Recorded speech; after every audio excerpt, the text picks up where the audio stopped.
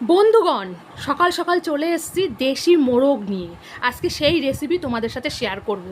আজকে কিভাবে আমি মোরগ রান্না করছি সেটাই তোমাদেরকে দেখাবো। তা দেখেছো চর্বিওয়ালা মোরগ, এতই বড় একটা মোরগ যে পুরো চর্বি হয়ে গেছে, আর দুর্দান্ত খেতে লেগেছে, অসম্ভব সুন্দর। তা দেখো এখানে মাখানোর জন্য রেডি করছি। এখানে সর্ষের তেল, জিরের গুঁড়ো, ধনের গুঁড়ো, কাশ্মীরি লঙ্কার গুঁড়ো, আদা, নুন এবং শুধু রসুন আর পেঁয়াজটাই দেবো না, ওটা তেলের মধ্যে দিয়ে নেবো। দিয়ে সব কিছু দিয়ে সুন্দরভাবে হাত দিয়ে ভালোভাবে মাখতে হবে। যত হাত দিয়ে ভালোভাবে মাখবেন না, তত রান্নার টেস্টটাই কিন্তু সবথেকে ভালো উঠে যায়। এই যে হাত ধোয়া জল আর হাত দিয়ে মাখা, এর উপরে কিন্তু রান্না আর হতে পারে না। ওই চামচ দিয়ে আমাদের চলে না।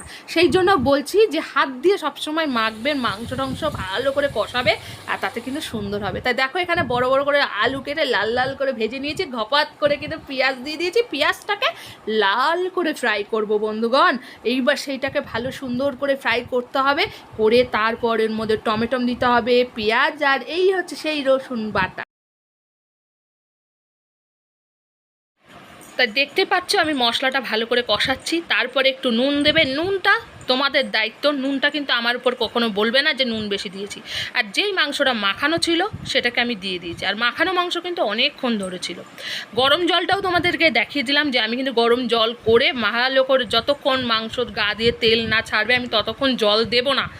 যতক্ষণ তেল ছেড়ে যাবে তারপরে গিয়ে মাংসে জল ঢালবো। তা দেখো এখানে তেল কিন্তু ছেড়ে দিয়েছে, আর কষানো আমার কমপ্লিট হয়ে গেছে। আমি কিন্তু জল পরিমাণ মতন দিয়ে দিলাম। এরপরে কি করব, ঢেকে দেবো। যত ঢেকে রান্না করবে রান্নাও তত অপূর্ব হয়ে উঠবে, অপূর্ব। তা এরপরে আমি ঢেকে দিলাম।